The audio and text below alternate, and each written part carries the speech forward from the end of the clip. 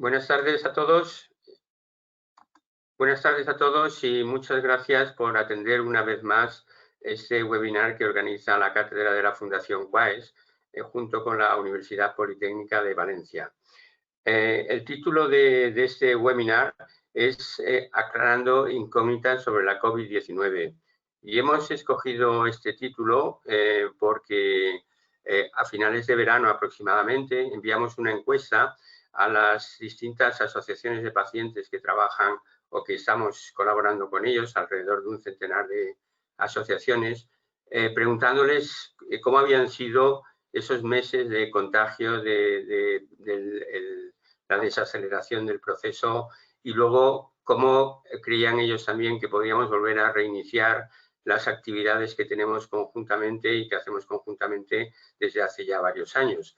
Y la respuesta que nos dieron pues nos dejó un poco sorprendido porque seguían muy mentalizados e interesados por el tema del COVID. Tenían muchas inquietudes y tenían muchas dudas y esas dudas fueron creciendo a medida que el segundo brote se iba instaurando en nuestro país. Por ese motivo decidimos hacer un webinar, mejor dicho, dos webinars. El primero de ellos, que es el que ofrecemos hoy, que está dedicado a temas generales en relación, por ejemplo, con los diferentes tipos de test diagnósticos o con los diferentes tipos de mascarillas o medidas de prevención o los diferentes bulos que pueden correr por ahí. Y el segundo webinar, que va a ser más desde un punto de vista clínico, pues viendo aspectos clínicos de la enfermedad, cómo es la evolución y todo un conjunto de patologías que pueden girar alrededor, que influyen también en los aspectos, en el aspecto psicológico de las personas. Por todo ello, el primero va a ser de temas generales, hoy el segundo lo haremos en enero sobre esos temas ya más clínicos.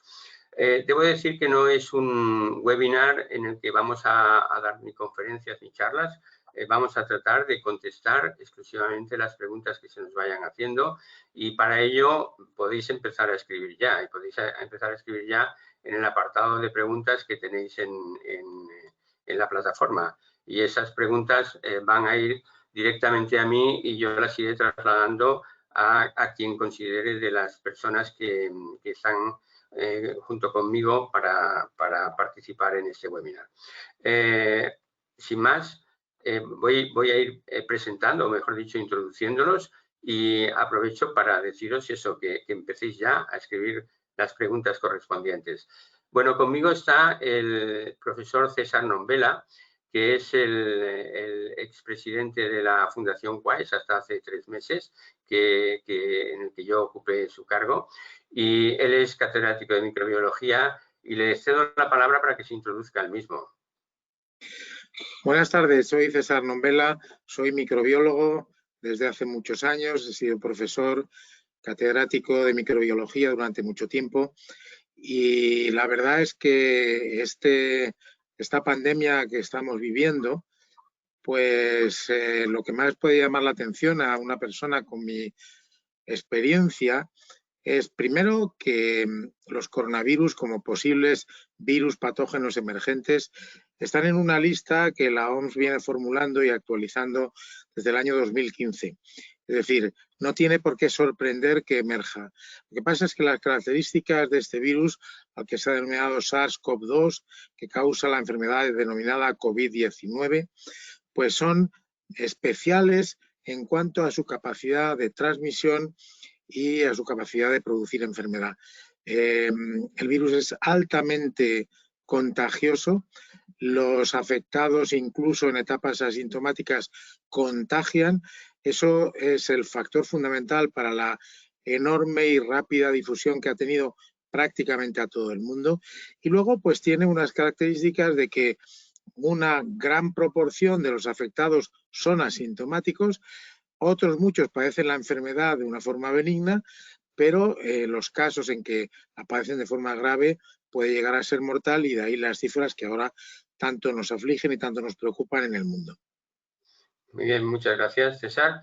La siguiente persona que está también en esta mesa es la doctora Amparo García. ella es médico y es responsable de es la coordinadora de las unidades clínicas de las diferentes clínicas que tiene el grupo Asires. El grupo Asires que apoya a la Fundación CUAE. Amparo, cuando quieras. Hola, buenas tardes y muchas gracias por contar conmigo otra vez para participar en esta webinar. Y nada, yo lo que me encargo sobre todo como médico de familia que soy es del manejo del paciente, de los casos, desde que se solicitan las pruebas de diagnóstico de COVID y hasta la interpretación de los resultados y, bueno, orientación también al paciente. Muy bien, gracias. Y bueno, yo soy Javier Benítez y soy el actual presidente de la Fundación CUAES.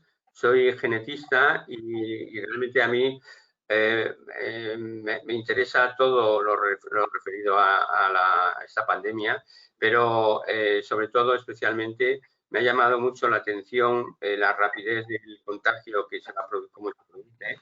Por otro lado, los aspectos de susceptibilidad genética que pueden existir debajo de esta clínica más o menos agresiva o el que una persona se contagie fácilmente mientras que otra pues no se contagie conviviendo ambos en el mismo lugar. Bueno, estos son los tres perfiles que vamos a estar hoy aquí, de manera que podemos tratar de cubrir todas aquellas preguntas que vayan haciendo. Y mientras van entrando estas preguntas, yo haría una pregunta genérica tanto a César como a Aurora. Una pregunta genérica teniendo en cuenta que es, Amparo, perdón, teniendo en cuenta que se nos acercan días de fiesta por un lado en este puente que tenemos aquí a la vuelta de la esquina y por otro lado las Navidades. Son festividades distintas que se celebran de manera diferente, pero yo le preguntaría a César ¿cómo manejaría este puente? ¿Qué considera que se debería hacer? Estamos en un momento especial en España porque hemos ya padecido lo que puede considerarse una segunda oleada, que en algunos lugares ha sido incluso más intensa y peor que la primera, y afrontamos no solo estos puentes, sino unas próximas Navidades. Por tanto, las administraciones públicas están afinando en dictar normas, como por comunidades autónomas que en general tienen la responsabilidad de las normas sanitarias de este estilo. Hay diferencias, pues no todas las normas son homogéneas en cuanto al cierre perimetral de ciudades o de zonas determinadas o a los toques de queda y horarios en los que esto se mantenga.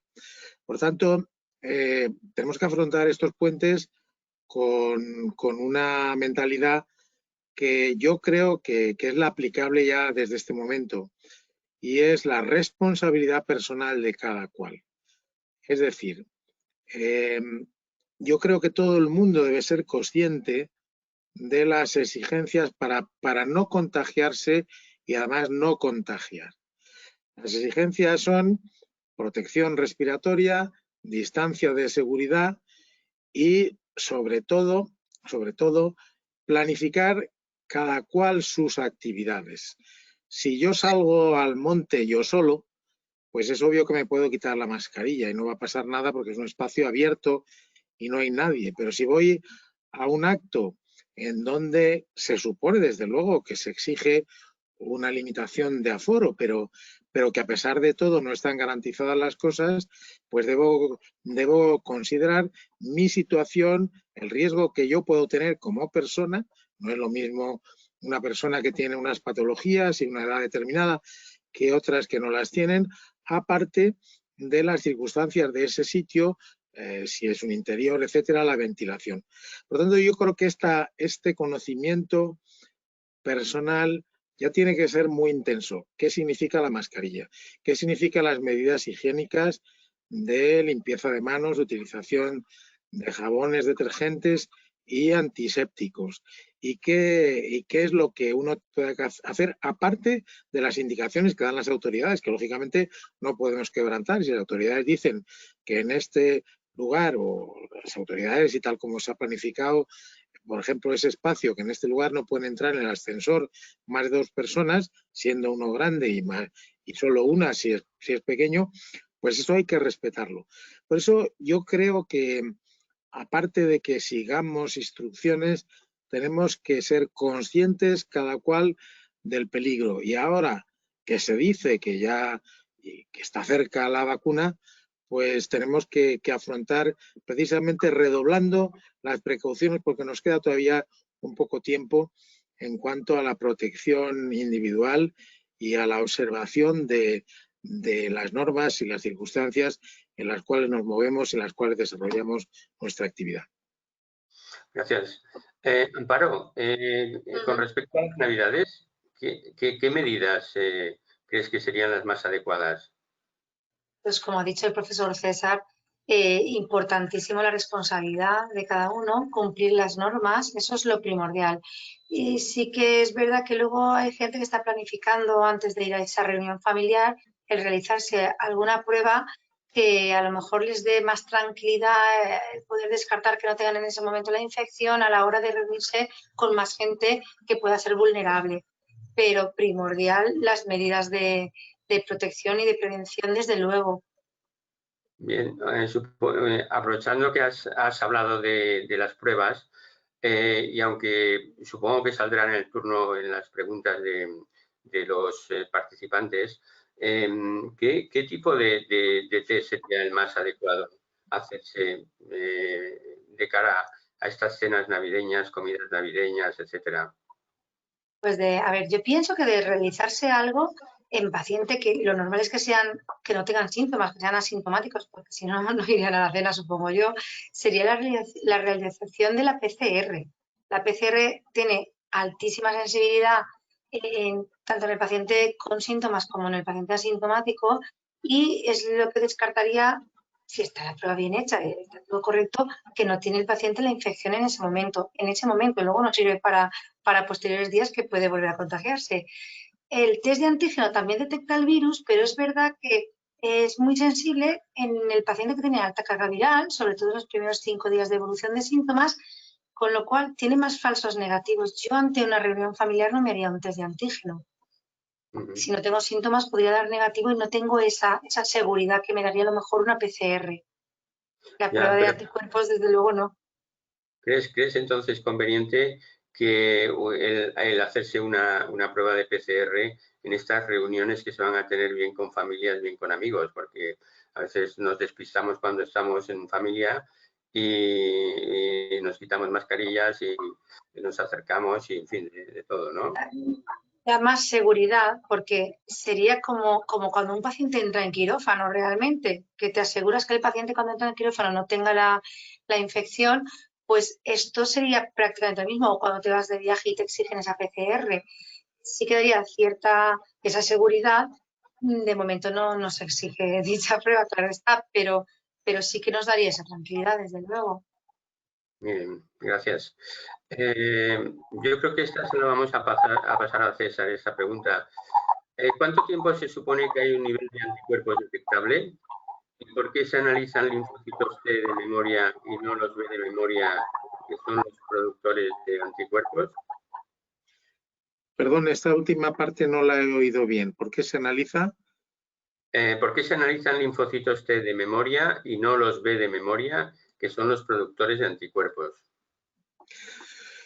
Bueno, la prueba serológica por excelencia es el nivel de anticuerpos y es la más sencilla, la más adaptada a una realización de rutina, sea por procedimientos de laboratorio de ELISA cuantitativos, o sea hasta por test de los de cromatografía lateral en plaquitas para diagnóstico rápido. ¿Cuánto dura? Esa es una buena pregunta, porque no está determinada. Hay que tener en cuenta que la pandemia tiene 10 meses de evolución y, por tanto, no es un periodo suficientemente largo como para tener toda una perspectiva, aparte de que sin duda habrá alguna variabilidad entre los individuos. Parece ser que unos meses sí que dura en la mayor parte de los afectados, son anticuerpos de un determinado nivel. También se han detectado algunos que son especialmente reactivos en su respuesta inmunitaria y que tienen niveles altos. Por tanto, la evolución de los anticuerpos, aunque parece que realmente no es mala, pero todavía no sabemos y a la vista de que se va a vacunar pronto gente, pues habrá estudios muy detallados de lo que dure la inmunidad y la naturaleza. En cuanto a las determinaciones de células activadas frente al virus, células T o células B, digamos que es ya una prueba bastante más sofisticada, no es una prueba de rutina, son pruebas que se han hecho con propósitos de investigación para detectar activación de células que naturalmente es la inmunidad celular, es la otra parte, tanto las células T que cooperan y activan a las células B como las células B productoras de anticuerpos que se especializan y acaban, digamos, persistiendo incluso como memoria inmunitaria. La prueba, por tanto, serológica por excelencia es la prueba de anticuerpos, que está bien establecida y que mucha gente ya se ha hecho, entre otras cosas, porque estuvo a punto bastante antes de estos test de antígenos de los que se hablaba antes. Bien, bien. Solamente comentar algo o añadir algo a lo que ha dicho César con respecto al tiempo que se supone que hay un nivel de anticuerpos detectable. Y es que ya hay algunos trabajos que han estado siguiendo durante varios meses, prácticamente desde el principio de la pandemia, 6, 7, 8 meses a pacientes. Y bueno, pues se detectan esos niveles de anticuerpos todavía a lo largo de esos meses, con lo cual, por lo menos la seguridad de que ese largo periodo está ahí y creo que es importante porque en el hipotético caso de que las vacunas tuvieran también un tiempo limitado de vida, pues siempre podríamos tener vacunas que se pudieran renovar anualmente o poner anualmente como ocurre con la gripe, ¿no? Es decir, que eso sería como complemento a lo que comentaba César. Bien. Yo querría complementar también un poquito más. O sea, el hecho de que una persona que haya padecido la infección y que tenga ya unos niveles muy bajos o indetectables de anticuerpos no quiere decir que no tenga inmunidad. Es decir, la memoria inmunológica puede existir y ante la presencia de un nuevo estímulo inmunitario, sea por el virus como tal o sea por la vacuna, pues naturalmente activarse esa inmunidad a través de la activación de la memoria inmunitaria. Bien, Amparo, esta pregunta va a ir para ti, porque dice, estamos en la segunda ola. ¿A su criterio va a ser tan letal en el número de casos como hubo en la primera ola? Yo pienso que no, porque hay más pacientes que lo han pasado. Yo estoy viendo un cambio en la clínica, estoy viendo muchos casos muy leves. La sintomatología me parece que ha cambiado un poquito. Entonces, yo entiendo que conforme vamos avanzando y se va inmunizando la población, no, vamos, eso espero, no llegue a ser como ese primer contacto que tuvimos de toda la población en marzo. No sé si estaré equivocada, pero yo entiendo que a lo mejor vamos a ir como a oleadas, no tan intensas a lo mejor como al principio. También es verdad que no nos pilla de nuevas, con lo cual el personal, aunque vamos aprendiendo día a día, estamos un poquito más entrenados, y igual que las duras, y entonces yo creo que no va a ser nunca como esa primera vez cuando vino en marzo. Y Amparo, aprovechando esa pregunta, ¿nos puedes decir si has notado diferencias entre la primera y la segunda ola o el primer y segundo brote? Yo personalmente sí que estoy notando diferencia. En marzo sí que es verdad que se hablaba mucho de tos seca, una tos persistente, mucha fiebre. Ahora a mí la mayoría de pacientes me están contando congestión nasal. Muchos, de hecho, cuando hablamos me dicen, no, pero no creo que sea porque no tengo tos seca, tengo mocos. Y luego salen positivos, mucha congestión nasal, mucha pérdida de olfato, que eso ya se veía también. A partir de abril así empezamos a verlo bastante, pero es verdad que ahora están viniendo muchos con clínica, síntomas muy leves, Y a lo mejor un par de días, como si fuera un resfriado, que a veces es indistinguible de otro resfriado que hayamos pasado en esta época, y a los 2 o 3 días empiezan con la anosmia brusca, la pérdida del olfato brusca, que eso sí que nos hace sospechar. Pero bueno, no son todos, claro. Muchos pacientes se quedan con esa clínica leve de 2 o 3 días, de un leve malestar, algunos ni siquiera fiebre ni febrícula. Entonces, eso sí que lo he notado. Tos seca no me cuenta ahora casi nadie. Sí que habrá, desde luego, procesos así, pero a mí casi todo lo que me llega, que entiendo yo que es lo más leve, sí que he notado diferencia con respecto a marzo. Diarrea también, a tránsito acelerado, también estoy viendo. Pues hablando de primer y segundo brote, está claro también que hay una diferencia y es el uso de la mascarilla. En el primer brote nadie lo utilizaba, en el segundo tenemos todos la obligación de llevarla. Y en ese sentido nos encontramos con que hay muchos tipos de mascarilla. La gente lleva muchos tipos de mascarilla, ¿no? Mascarillas de las quirúrgicas, mascarillas de las FFP2, mascarillas de estas de tela, con colorines, etcétera. Y realmente no todas ellas son válidas. ¿Podrías comentar algo sobre los distintos tipos de mascarilla y para qué podrían servir o no? Desde luego la mascarilla tendría que ser homologada y que cumpliera la norma UNE, que es lo que estamos viendo ahora. No vale cualquier mascarilla de tela que te hagas en tu casa. Cada una tiene sus peculiaridades. El fabricante suele indicar en las que son reutilizables el número de lavados. En ese sentido sí que habría que ser, bueno, es importante mirar estas cosas porque si no la protección, claro, no sirve de mucho. César, ¿quieres añadir algo? Sí, hemos pasado de una situación en la que buscar una mascarilla en marzo era una aventura porque no las había y las buscábamos con cierta angustia, a tener esa explosión de modelos y posibilidades que puede producir efectivamente un poco de confusión. Todas cosas porque además dentro de las mascarillas homologadas y las no tan homologadas, pues eso de los modelos estampados con dibujos y tal ha proliferado también. Mi recomendación aquí es que las mascarillas llamadas quirúrgicas protegen sobre todo de que uno no contagie a los demás. Son estas que son de un solo uso, que se llaman así mascarillas quirúrgicas. Las hay con un grado mayor de exigencia, pero son más bien ya para instalaciones hospitalarias.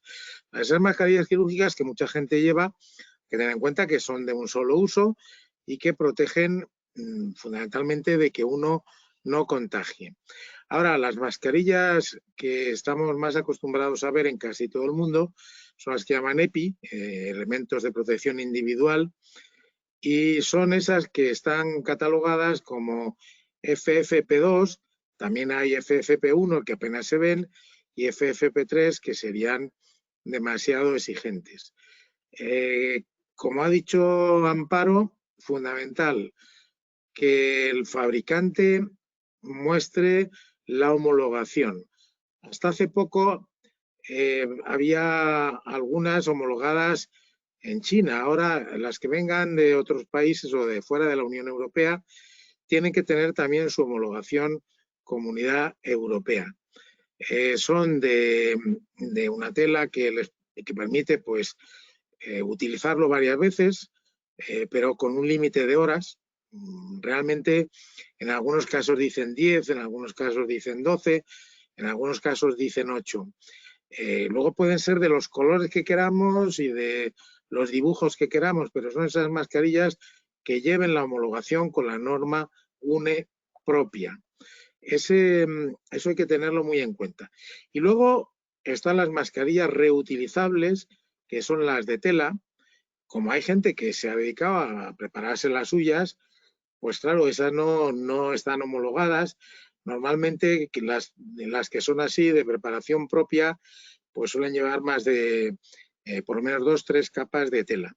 ¿Qué pasa con estas de tela? El fabricante debe indicar también, en primer lugar, si responden a la homologación y a la exigencia de la norma UNE. En segundo lugar, cómo lavarlas normalmente con detergente, pero a una temperatura alta. Y en tercer lugar, la cantidad de lavados a los cuales se les puede someter. También viene indicado.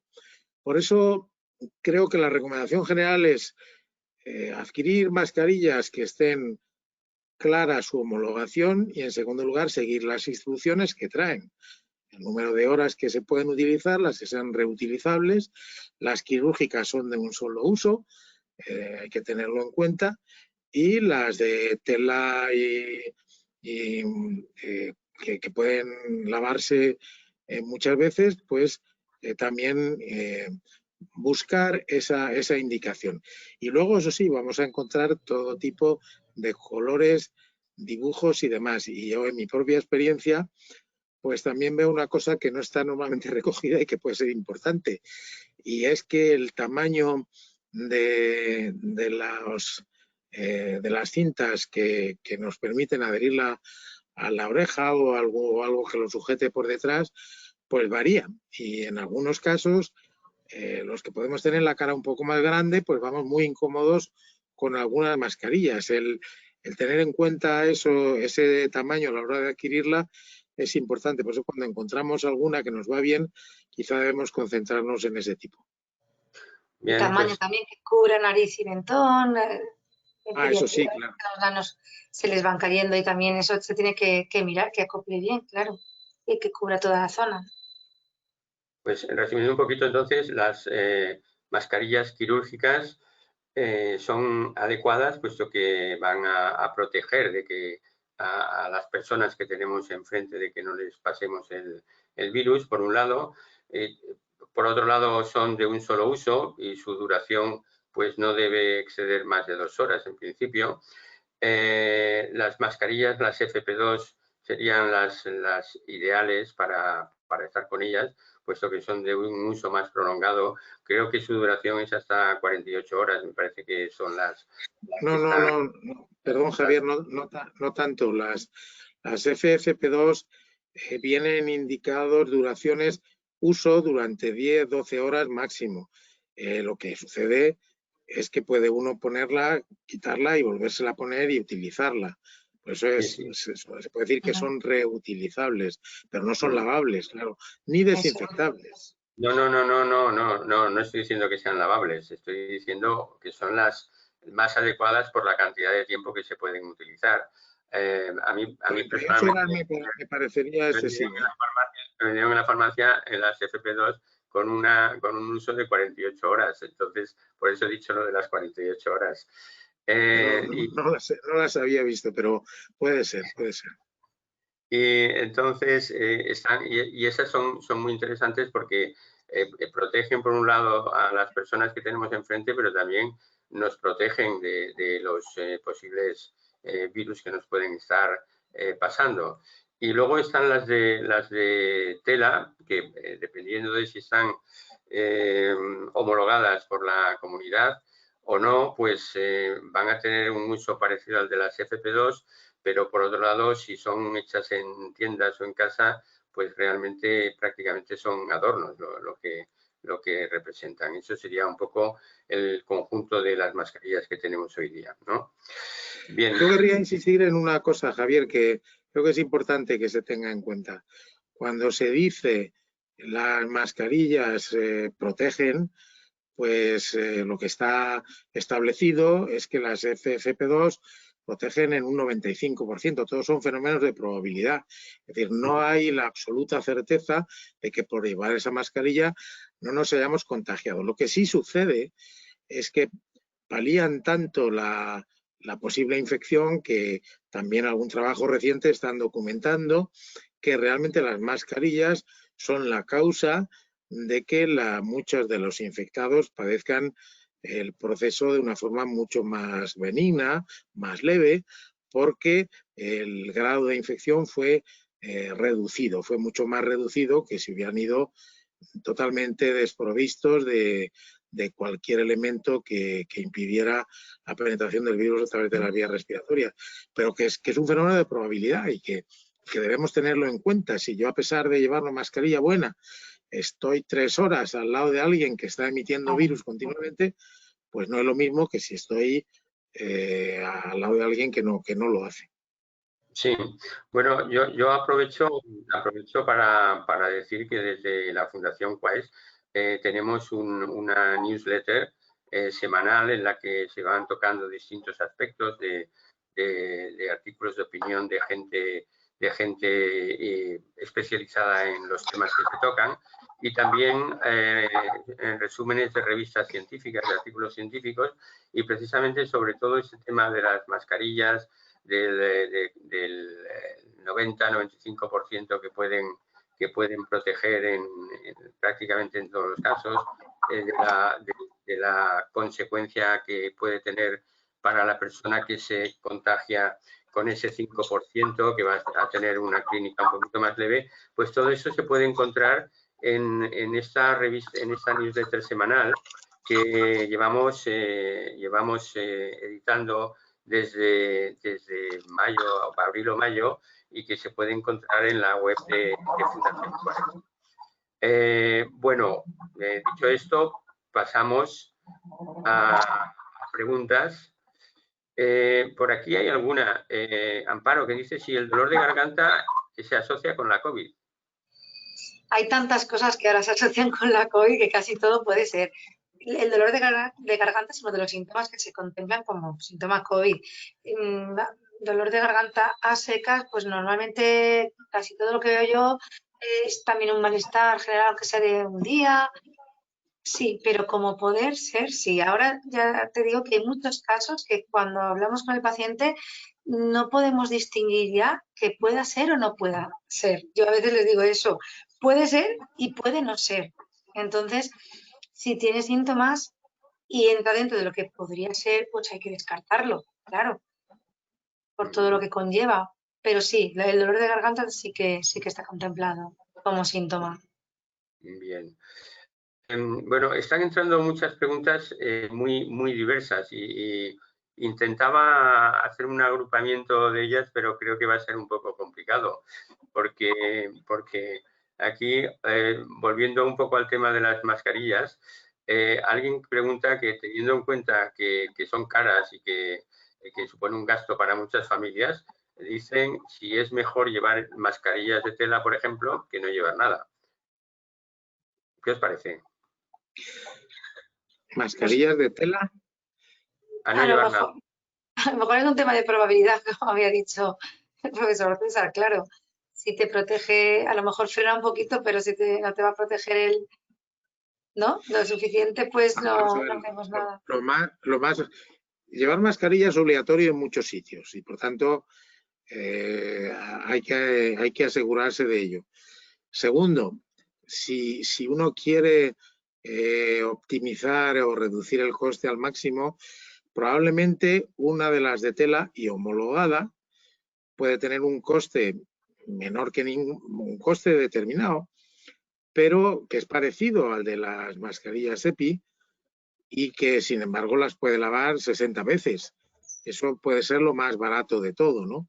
Mascarillas lavables, pero yo creo que hay que seguir buscando mascarillas homologadas más que uno se las fabrique, pero si uno no tiene más remedio que fabricárselas, pues que le ponga 3 capas de tela, por ejemplo.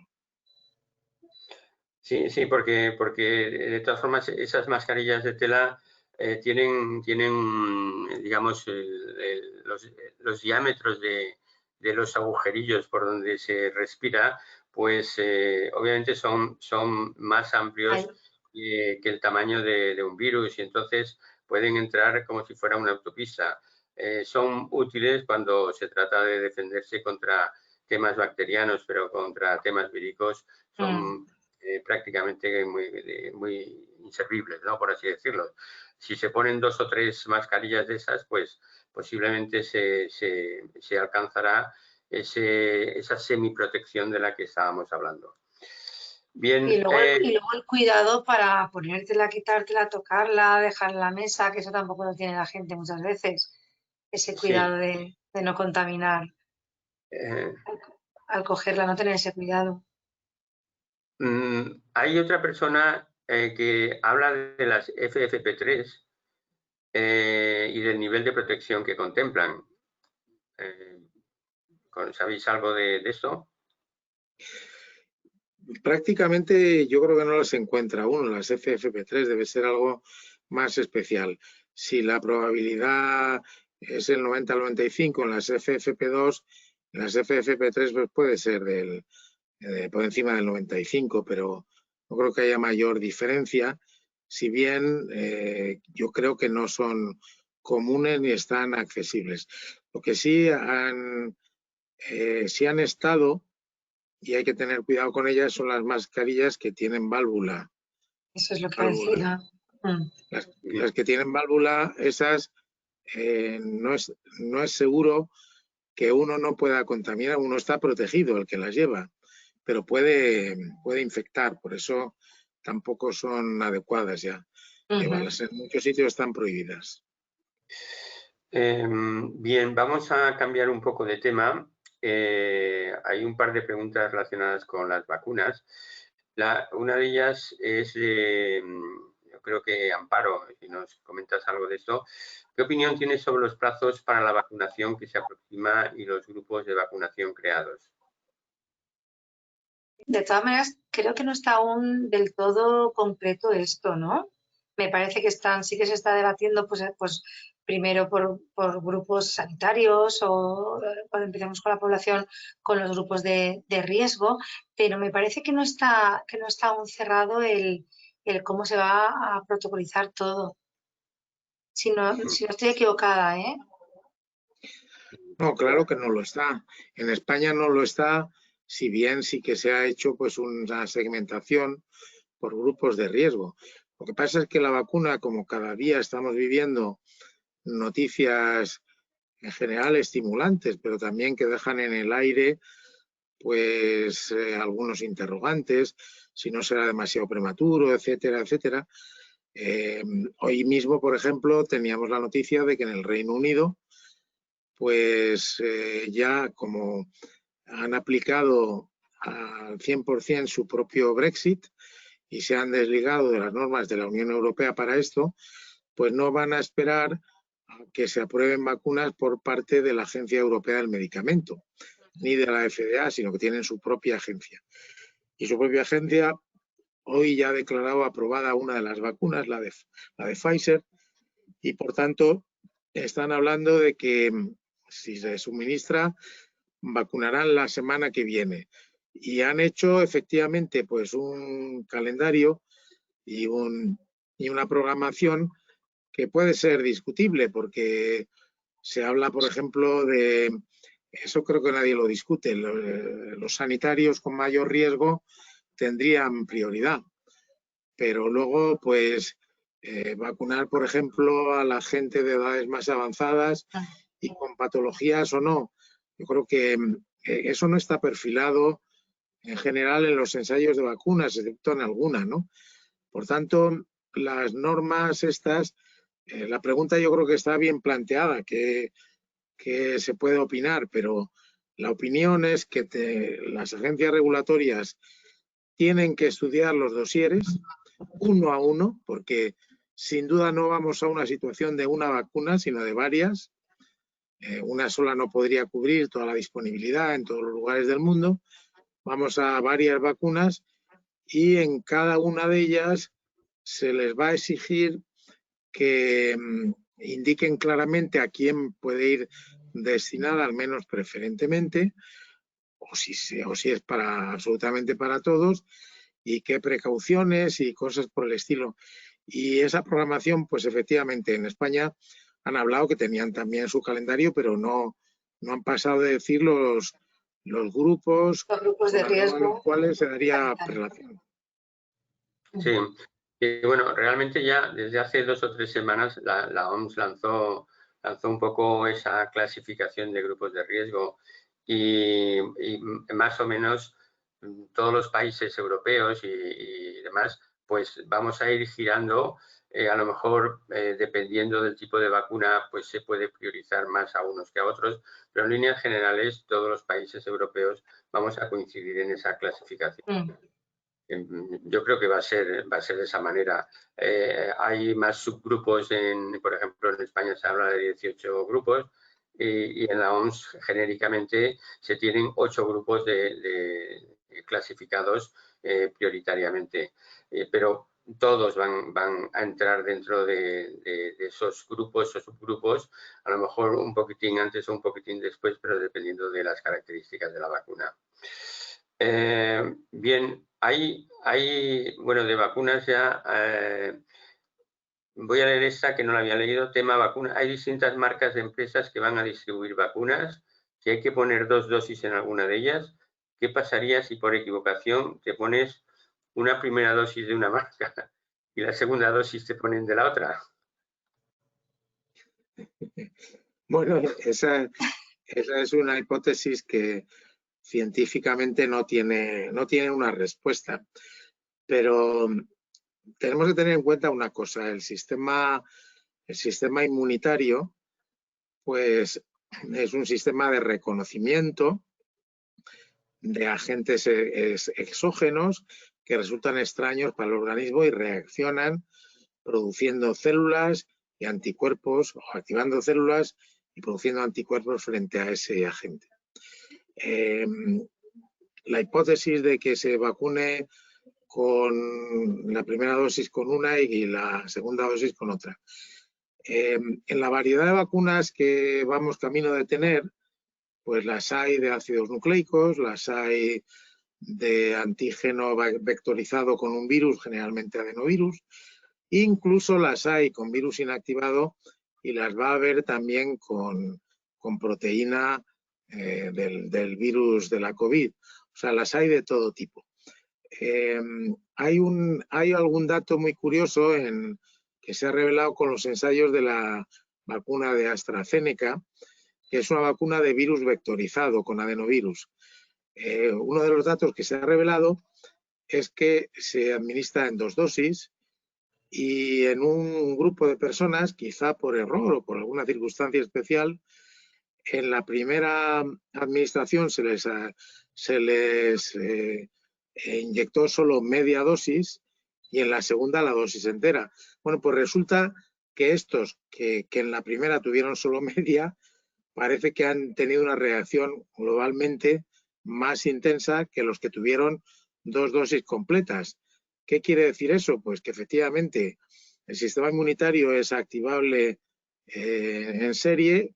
Las 2 vacunas tiene sentido el administrarlas y en algunos casos no es lo mejor de lo posible, y la hipótesis de que se cambiara de vacuna, pues no creo que traiga ningún mal, simplemente que quizá pues la primera dosis a lo mejor no habría servido de mucho y se requeriría una tercera dosis de esta segunda que se administró. Pero esa es una hipótesis que yo creo que no está ni en estudio ni va a estar. Bien, seguimos con otra vacuna. Dice, ¿qué ventajas o inconvenientes puede tener el solapamiento de la vacuna de la gripe con la de la COVID? ¿Amparo? Ventajas. Yo, por el hecho de estar más protegido frente a un virus que va a convivir con el otro también, veo ya una ventaja. El tener menos probabilidades de enfermar de la gripe conviviendo también con el coronavirus lo veo importantísimo. Lo que desconozco es si al ponerte las 2 vacunas se potencia, ¿no? Como pasa a veces en el calendario vacunal infantil, que es verdad que algunas vacunas se asocian porque tienen un beneficio. Eso lo desconozco. No sé si habrá ventajas en ese sentido. Que no hay datos de si interfieren o se potencia. Me parece que no los hay.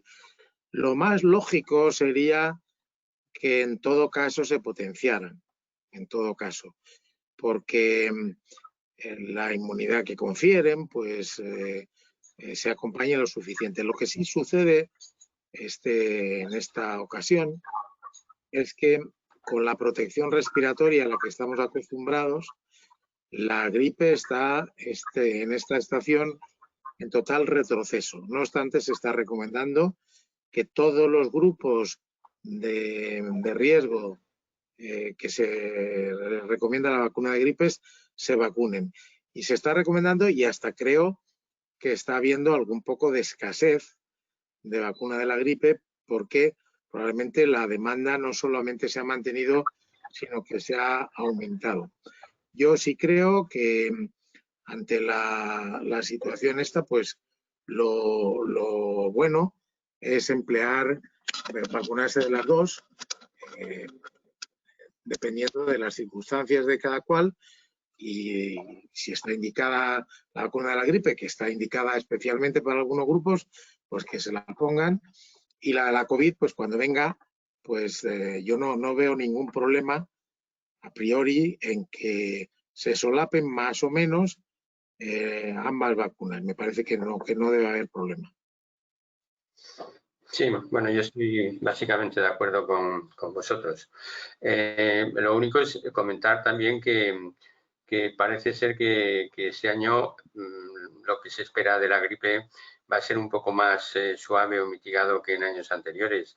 Y esto se achaca también pues a todas estas medidas de confinamiento que hemos tenido, de tratar de evitar el contacto entre personas, que ha hecho que el virus pues tenga menos probabilidades, el virus de la gripe tenga menos probabilidades de pasarse de una persona a otra debido precisamente a las normas que tenemos instauradas en ese momento, de distanciamiento, de mascarillas y demás. Bueno, podemos pasar a otro tema que venía por aquí. Un tema referente también a vacunas. Sí, vamos, las personas inmunodeprimidas, Amparo, ¿deberían vacunarse? ¿Qué opinas de ello? Entiendo yo que sí. Si entran dentro del grupo de riesgo de vacunación también de la gripe, que es otro virus respiratorio, pues entiendo yo que también deberían vacunarse. Entrarían dentro del grupo vulnerable para vacunarse del coronavirus. A pesar de la mayor agresividad del coronavirus. Yo creo que no tiene nada que ver, ¿no? ¿no? Pienso, vamos. Yo creo que en las personas inmunodeprimidas hay muchas circunstancias y dependerá del tipo de inmunodepresión que tengan. No es lo mismo una inmunodepresión inducida por un tratamiento médico que una inmunodepresión de otro tipo. Lo que sí entiendo es que aquí se va a tener que afinar bastante en relación con la vacuna. Quizá estas vacunas de ácidos nucleicos puedan ser más adecuadas que otras que lleven algún virus vivo, como virus atenuado, son las vectorizadas, ¿no? Bien, antes, no sé si fuiste tú, César, sacaste el tema de fumar o no fumar. Ya sabéis que hace poco, no sé si ha sido, no sé dónde ha sido la verdad, en una de las provincias de España se vuelve a autorizar el que la gente vuelva a fumar en las calles. ¿Y cómo veis este tema en relación, no con el tabaco en sí, no con el problema del tabaco en sí, sino en relación con la expansión del virus? Amparo. Pues, a ver, yo pienso que fumar conlleva también el quitarte la mascarilla para fumar, el exhalar el aire a lo mejor a cierta distancia, con lo cual solo por eso sí que puede haber más riesgo de contagio, pienso yo. César. Yo impondría todavía más restricciones al fumar. Me parece que, bueno, está demostrado que el que está infectado al fumar transmite o puede transmitir con más facilidad la infección, puede contagiar más. Por tanto, eso es fundamental. Yo creo A veces se ha preguntado por qué hemos tenido segunda oleada, por ejemplo. Puede haber muchas razones, pero sin duda una de las razones fue que en la primera, cuando se empezó a relajar, pues empezaron a permitir cosas que, aun siendo permitidas, cada cual debería manejarlas con la suficiente precaución. Una de ellas fue sentarse en una terraza, por ejemplo, y tomarse una cerveza. Bueno, pues uno podía hacer eso, pero eso no quiere decir que allí no llegue el virus, que para tomarme una cerveza me tengo que quitar la mascarilla. Es que por eso no va a llegar el virus puede llegar, por eso tengo que tener en cuenta en qué terraza estoy, si estoy en la proximidad de gente desconocida que pueda estar infectada, etcétera, etcétera. Y otro de los factores más negativos que hemos visto, yo lo he visto en nuestras ciudades, por las calles, gente que como se permite fumar, pues entonces yo puedo estar en la calle fumando y por tanto sin mascarilla. Yo creo que eso es posible que haya sido uno de los factores que hayan contribuido a esta segunda oleada que en España y en toda Europa, no es exclusivo nuestro, ha sido más intensa de lo que hubiéramos querido y de lo que se había pensado. Entonces, yo sería muy, muy estricto a la hora de fumar en la calle. Tiene que ser un espacio suficientemente aparte y con la seguridad de que el fumador no tiene acceso a otros lugares donde pueda contagiar, porque al fumar, si es contagioso, puede contagiar más. Bien, yo estoy de acuerdo básicamente que habría que ser más restrictivos en el tema del fumar, sobre todo teniendo en cuenta también que el tabaco, el humo del tabaco, mejor dicho, es un excelente transportador de los aerosoles, que como sabéis los aerosoles pues son esas partículas microscópicas que pueden estar durante días flotando en el aire y que pueden ir de un lado a otro según el albur del viento que sopla. En este caso, el viento puede ser el humo del tabaco cuando se expulsa, ¿no? O sea que estoy de acuerdo en ese sentido, que habría que tratar de discutir más el tema del tabaco. Bien, vamos a pasar a una pregunta relacionada con el tema de los niños. Amparo, ¿por qué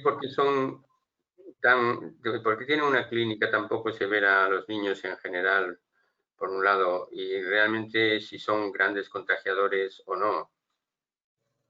Pues me consta que grandes contagiadores ya creo que se ha demostrado que no lo son. Todos conocemos casos de niños positivos en los colegios que no han contagiado al resto de la clase, en grupos burbuja que no mantienen distancias de seguridad. Yo he hablado con pediatras y me han comentado lo mismo. Se han dado cuenta de que no son grandes contagiadores y que también lo pasan más leve, es verdad. El motivo, pues influye no sé si influye alguna determinación, algo genético. Así que no sé explicarlo muy bien, no sé si vosotros tenéis más detalle en este sentido, pero sí que es verdad que no sé si es algo genético o por lo que no sé, no expresan la enfermedad como los adultos, no lo sé. Ya. César, ¿quieres comentar algo? Si hay alguna variabilidad en algún gen, no, me parece bien. Algún gen específico no es lo más probable, porque entonces sería solo algunos niños, ¿no? Yo creo que hay muchas infecciones que depende de la edad, así como en algunas es más proclive desde la infancia, otras cosas a lo mejor porque uno se ha inmunizado, pues en esta, después de hablar mucho de que los niños lo que podrían hacer o no hacer, pues parece ser que contagian poco y que esto es una suerte y ha permitido pues incluso mantener las actividades escolares en muchos sitios mucho más de lo que se pensaba. ¿Por qué contagian menos? Quizá porque se infectan menos, el virus se multiplica menos, quizá, no sé si he leído algo, es posible de que los receptores, el receptor específico del virus, el receptor llamado AC2, pues está un poco menos presente en las vías respiratorias en las edades infantiles y con ello, pues, digamos que son menos proclives a infectarse. Infectarse se pueden infectar, eso está claro y está demostrado, pero el grado es desde luego menor y también que son menos contagiosos, es verdad. Sí, yo desde el punto de vista genético no conozco nada que se haya publicado en ese sentido. Sí parece ser que desde el punto de vista inmunológico puede estar un poco una de las explicaciones. La verdad es que no se sabe muy bien los motivos, ¿no? Porque de hecho no solamente por temas inmunológicos, sino también por temas voy a llamarles logísticos, porque no sé cómo llamarles, pero por ejemplo, los niños tienen a la hora de hablar, pues hablan más bajito, tienen menos fuerza, por así decirlo, cuando bueno, pues, digo más bajito. Y todo eso hace que la expulsión del virus no llegue a alcanzar esas distancias que alcanzan las personas adultas y sobre todo los contagiadores, ¿no? No se tiene muy claro, hay explicaciones de todo tipo o hay sugerencias de todo tipo, a lo mejor todas ellas pueden contribuir a esa menor capacidad de contagio. Bueno, lo que sí es cierto es que desde el punto de vista genético sí se han identificado algunos genes que confieren una mayor susceptibilidad, por un lado, a desarrollar la enfermedad. Y eso sí se ha visto ya recientemente en los grandes estudios que se están realizando por parte de los consorcios, grandes consorcios internacionales, ¿no? Hay en concreto genes que están mutados en la vía del interferón.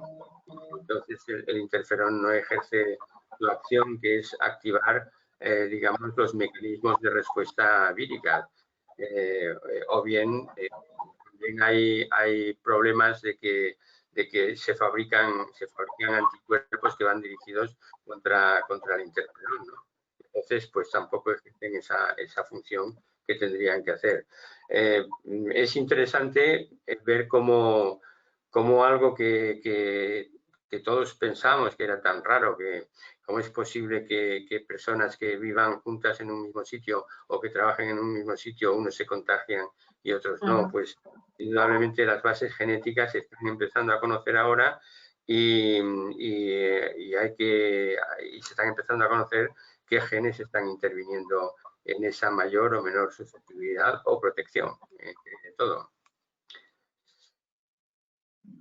Bien, esto, Amparo, ¿qué medidas debería tomar las personas que han pasado la infección COVID en los próximos meses? Pues yo a todos recomiendo lo mismo, ¿eh? Lo has pasado o no lo hayas pasado, las mismas medidas de prevención y de protección, porque como también desconocemos tantas cosas de este virus, pues por si acaso, sí que es verdad que el haberlo pasado te da cierta tranquilidad. Se ha fijado de momento pues un margen de unos 3 meses en el paciente que lo ha pasado. Tenemos una PCR positiva o una IgG positiva durante esos primeros 3 meses. Ante un nuevo contacto con un positivo, por ejemplo, no hace falta mantener la cuarentena ni hacerse otra prueba. Otra cosa distinta es que empezara con síntomas, que se tendría que investigar o que el médico, claro, para valorar. Pero ante un contacto nuevo con un positivo, en estos primeros 3 meses, después de haberlo pasado, no se tienen que tomar estas medidas. Pero como esta información va cambiando, se va actualizando y no sabemos lo que va a pasar tampoco, y eso que es porque no hay casos de reinfección tan pronto, pero los primeros casos de reinfección se pensaban que iban a ser más tarde y luego se vieron que, no sé si en torno al cuarto o quinto mes ya se vieron en Europa, con lo cual, por eso yo sigo recomendando a todo el mundo, tanto si lo has pasado como si no lo has pasado, las mismas medidas. ¿Has visto en la clínica algún reinfectado? No, yo no he tenido ningún reinfectado. sí que se ha oído casos y en España incluso creo que es por una mutación del virus, pero no, yo no he tenido personalmente ningún caso visto en marzo que mira que han pasado pacientes por mí que haya vuelto a tener síntomas o a detectarse otra vez el virus. Son pocos, pero son. Pero son, ¿verdad? Pero son. Muy bien, no tenemos más preguntas. Yo os pediría que si queréis decir alguna frase final cada uno, vuestra visión de cómo están los contagios o la pandemia en estos momentos, pues aprovechamos la situación. César. Pues yo diría que la humanidad desde principios de este año es otra, con este peligro que realmente es tan global que en ningún sitio parecen estar a cubierto de él y en algunos sitios con un impacto tremendo. ¿Esto qué significa? Pues que hemos incrementado mucho nuestra educación sanitaria y esto significa también que tenemos que seguirlo teniendo muy en cuenta, porque aun cuando estamos ya anhelando que haya esa vacuna, sin embargo, todavía llegar a la inmunidad de grupo suficiente, algunos dicen, en español nos hemos acostumbrado ya a traducir por inmunidad de rebaño, que es un término mucho más contundente, pero vamos, es lo mismo, que cuando lleguemos a tener suficiente gente inmunizada como para que el virus no circule, pues nuestra mentalidad tiene que seguir siendo de protegernos, porque yo creo que nos esperan situaciones muy nuevas.